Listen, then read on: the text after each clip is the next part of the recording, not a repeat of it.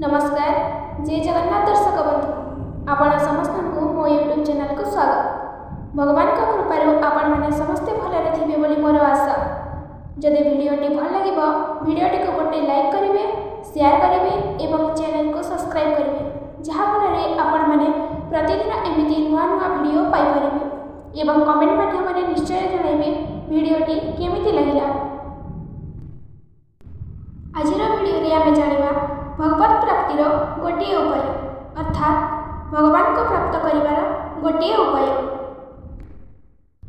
भगवान श्रीकृष्ण मुखर उपदिष्ट सबुर सार ओ महान यही गोटे उपायर अवलंबन तो समस्त करवा उचित। यही गोटिक उपाय एपरि जे जहाकू उपयोग कले सबकिछि आपे आपे सिद्ध हो जाए। उपाय है सर्वधर्मान् परित्यज्य मामेकं शरणं व्रज अहं त्वा सर्वपापेभ्यो मोक्षयिष्यामि मा शुचः। अर्थात सब धर्म को छोड़कर एक शरण मम होहि, चिंता तजो सब पापते सक्त करूँगा तेहि। हे अर्जुन, तू सब धर्म को अर्थात सब कर्मर आश्रय को त्याग करी एकमात्र मते अर्थात सच्चिदानंद घन वासुदेव परमात्मा ही अनन्य शरण प्राप्त हो। मु तते सब पापरु मुक्त करदेवी, तू शोक कर नहीं। भगवान श्रीराम कहते सकृदेव प्रपन्नाय तवास्मीति च जायते अभयं सर्वभूतेभ्यो ददामि तत्प्रतं मम। जे थरे मात्र मध्य मोर शरण नहीं कहीदिए जे मु तुमर ताहाकु मु सर्वभूतंक ठारो अभय करदिए, यह मोर व्रत अटे। बास भगवान ठारे सर्वतो भावे शरणागति ही परम और सर्वोत्तम उपाय। जे भगवान को शरण नहीं जाए से भगवान कर हो जाए, से सब काल पाई निर्भय और निश्चिंत हो जाए। अतएव समस्त आश्रय छाड़ी आमर एकमात्र परम प्रेमी एवं सर्वदा मंगल करुवा भगवान को शरण नेबा उचित।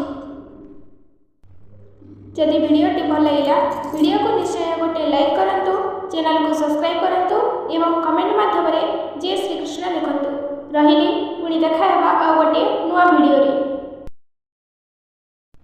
नमस्कार जय जगन्नाथ दर्शक बंधु, भगवान का कृपारु आपण माने समस्ते भलरे थिबे बोली मोर आशा। जदि वीडियोटी भल लगिबो वीडियोटी को गोटे लाइक करिवे, शेयर करिवे एवं चैनल को सब्सक्राइब करिवे, जहा फलरे आपण माने प्रतिदिन एमिति नुआ नुआ वीडियो पाई परिबे एवं कमेंट माध्यम रे निश्चय जणाइबे वीडियोटी केमिति लागिला। आजिर वीडियो रे आमे जानिबा श्रीकृष्ण किए, केउ जुगरे से गोबद्ध करिथिले ओ किपरि पापमुक्त हेले।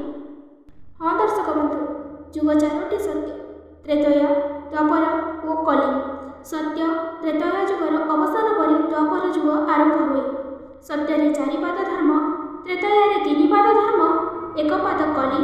यही एक पाद कली प्रभाव रे एक धाईर दशरथंक अति आदर राणी कैकेयी परिचालित होई निज पुत्र को सिंहासन में बसाइबा लालसारे लालायित माँ पुत्रर शत्रु हेले एवं मर्यादा पुरुष पुरुषोत्तम स्वयं परम ब्रह्म श्रीरामଙ୍କ सह कपटता आचरण करी 14 वर्ष वनवास कराइथिले।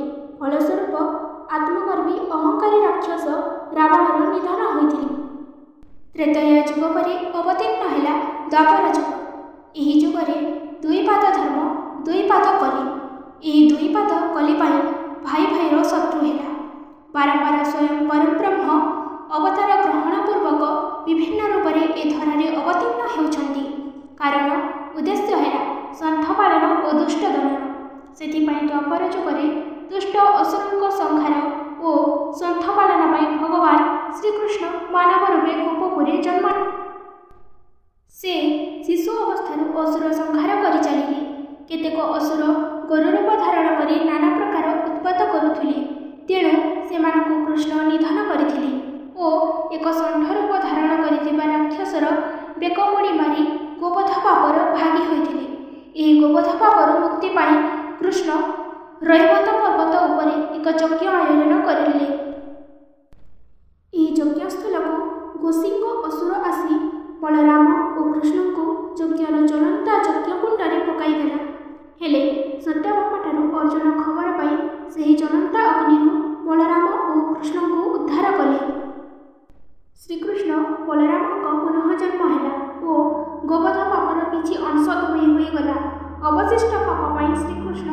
ଜାରାସବର ହସ୍ତରେ ନିଧନ ହେଲେ।